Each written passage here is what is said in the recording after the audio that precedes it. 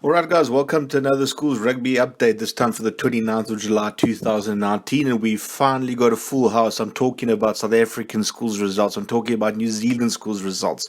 I'm talking about AA, GPS, and GPS. It's all happening, guys. So finally, we got a lot to report on for once. So let's get straight into it with the South African scores. So Hulp Makaar beat Waterkloof 36-24. Nice win there for Hulpies. Gasfontein absolutely decimating Whiteville 68-24. What a season they've had, Gasfontein. Great season for them. Monument beating HTS Middelburg 52-22. And look at that, Ege Janssen beating Menlo Park 29-17. Now, if you recall, the under-16 team of which these guys were the generation that was full of so much promise for Menlo Park. And, they've always had good junior teams, and I thought this was going to be the year they were going to have a good first team, but not to be. 29-17 lost to Ege Janssen. Kingswood, last game of the season, the 125th year. Nice win over Graham, 39 points to 7 in the traditional derby. Selborne versus Dale, very close, guys. 28-23 over there in favour of Selborne. A very tight game. I don't think many people are probably expecting that based on form. From what I understand, the three SA Schools players from Selborne were, however, sitting out. Then Fransby had a nice win over Oakdale 22-20. Danderveld beating Diamantveld in the Central Derby there 27-23. Kes absolutely decimating Maritzburg 32 points to 8. And look at that, guys. So I had some complaints in the past about not mentioning Pretoria boys. Well, I can't not mention Pretoria boys this week because for the first time since 2005 they managed to beat Affies. Massive win over there for the guys, 38-21. And if you guys want to check the highlights, I suggest you go to School Sports Live and check it out. What a day it must have been to be in the stadium and actually experience that. The guys were full of spirit. And take a look at the size of the prop.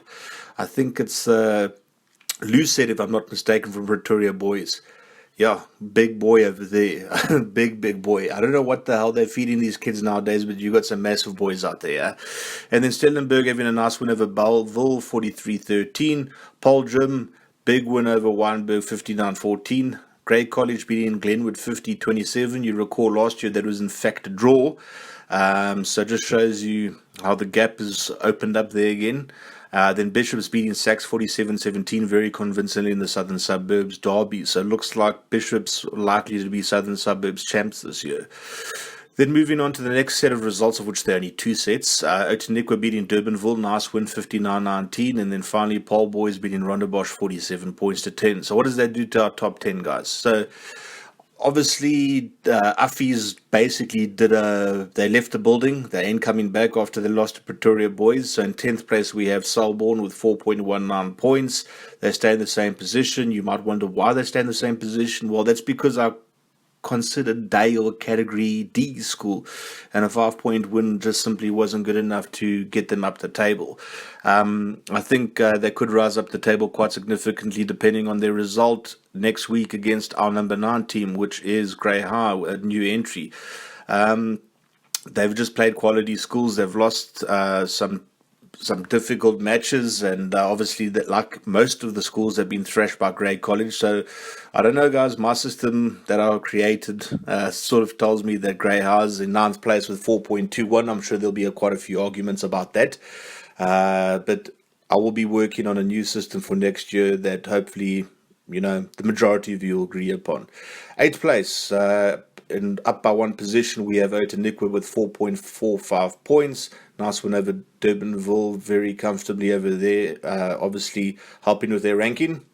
7th place, we got Bishops up by 1, and obviously that's because Affies have left the building, like I mentioned. Nice win over Parle-Valley, 51 points to 7.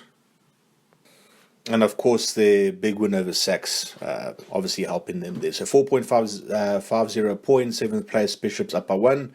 Then in 6th place, we got Porus. They haven't played this week, but they stay in the same position. I believe they're playing Bull and Landbou next weekend, so let's see what happens with that. 5th place, same position. We got Gasfontein at 4.92 points.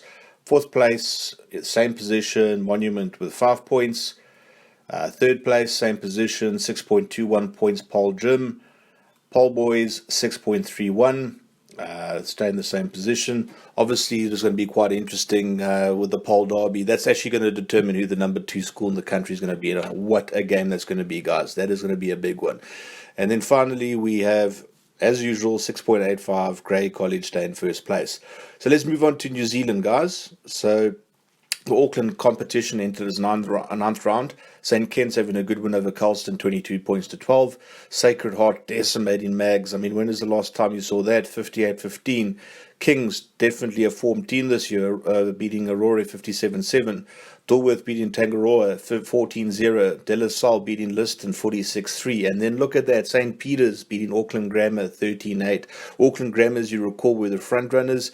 So big win there for St. Peter's, who you guys will recall played Porus in the Sanix final. Then moving on to the UC Championship round 11. We've got Lincoln combined beating Waimea combined 29-17. Nelson beating St. Thomas 36-24. Cross big win over Aoraki 79-0. Rangiora beating Mid Canterbury combined 83-7. The Whipping Boys, so to speak. Marlborough Boys, nice win over Timaru 37-22. And look at that. Look at that. Christchurch Boys having a nice comeback against St Andrews, 36 points to 5. Before this, St Andrews were in fact unbeaten. So looks like Christchurch Boys are having a late flurry towards the end of the season. Let's see if they can take the UC Championship this year. Then St Bede's beating Shirley 25 points to 18. Your top four, Nelson up by 1 in first, second St Andrews down by 1, third St Bede's in this, who don't change position, fourth Christchurch Boys who do not change position. Then the Central North Island round 8, St Peter's having a good win over St John's Hamilton 24-12. St Paul's beating Fielding 32-22. Wesley big win over St John's Hastings 69-33. Francis Douglas Memorial College having a nice win over Lindisfarne 20 points to 12. And Wanganui beating Rathkill very easily 43-3. The front runners there, obviously, who stay in first place. With St. Paul's in second place, Francis Douglas in third, Wesley in fourth, all remain the same. Then moving on to the Super 8, what a competition this is. So New Plymouth beating Napier Boys 33-20, and then look at that, Palmerston North upsetting Rotorua 29-24. Hastings beating Tauranga 29-24, and Hamilton Boys absolutely decimating Gisborne 52 points to 3. So your top four remains the same as last week. First Hastings, second Hamilton Boys, third Rotorua, and fourth Palmerston North. Then the Wellington Premier, round 7, St. Pat's Silverstream beating St. Pat's Town 33-24 in the derby. Kapiti beating Wairapa 15-14. Scots beating Aotea 71-10. Hutt beating St. Bernard's 29-26. And finally, Rangatahi springing quite a surprise there. Traditionally, you'd say, 23-20 win over Wellington College. So your top four remains the same as last week: Scots, Rangatahi, St. Pat's, Silverstream, and St. Pat's Town. And then finally, guys, we got some Australian results for you. So let's first take a look at the GPS. Southport School decimating Anglican Church Grammar 64 points to 7. Brisbane Boys looking good, beating Gregory Terrace 31-17. Ipswich Grammar beating Brisbane Grammar 58-10. Very easy win there. Then Nudgee College, the traditional powerhouse of the GPS, beating Brisbane State 62-21, and that was the curtain raiser to the Argentina versus Australia game. So your top four in the GPS in the early stages: first is Brisbane Boys, second is Ipswich Grammar, third is Southport School, and fourth is Nudgee College. Then the AAGPS, St. Joseph's Riverview beating St. Ignatius 34-23. Nice win over there for St. Joseph's, obviously the dominant school in this category, historically speaking, in the AGPS. Scots having a tight win over Kings 15-14. Newton beating Shaw 57-0. So your top four: Joey's in first, Scots in second, third Newington, and fourth St. Ignatius. So finally, guys, let's move on to the Clash of the Clans results. As you guys will recall, I'm not doing any videos on this anymore in terms of the head-to-head stats and all the rest of it. I'm doing it in a poll, so if you want to vote in the polls in the future, go to my channel, hit the community tab, and just place your vote. So the first one was between McDowell and Noriega, and the community had spoken very clearly over here. 72% for McDowell and 28% for Noriega.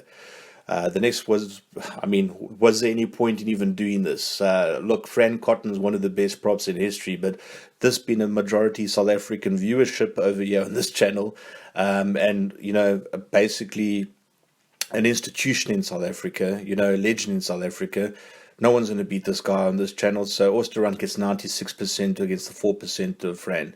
Yeah, I don't think we've seen such a margin like that yet. And then we had Nashvili against Tom Smith from Scotland, 56 to 44 in favour of Smith. And then finally, Tendai, the Beast, and Tawarira against Phil Vickery, 86% for the Beast and 14% for Vickery.